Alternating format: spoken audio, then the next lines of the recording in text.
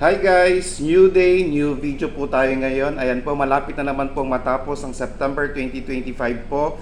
Kaya sa ating mga SSS pensioners po na hindi pa po nakapag-akop, mag-akop na po tayo. Anong ibig sabihin po ng akop or annual confirmation of pensioner po sa ating mga SSS pensioner po dyan na hindi pa po nakapag-akop, please mag-akop na po kayo dahil masususpend po ang inyong monthly pension pag hindi po kayo nakapag-comply. Okay?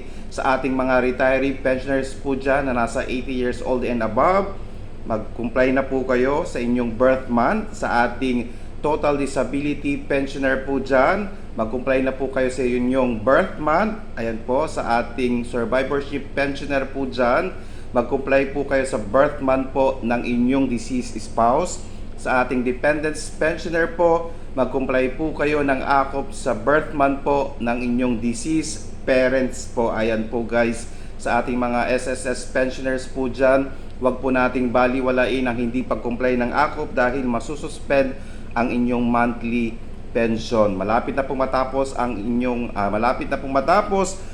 September 2025, kaya nga po i-check nyo pong mabuti kung nakapag-comply na po kayo or hindi pa po.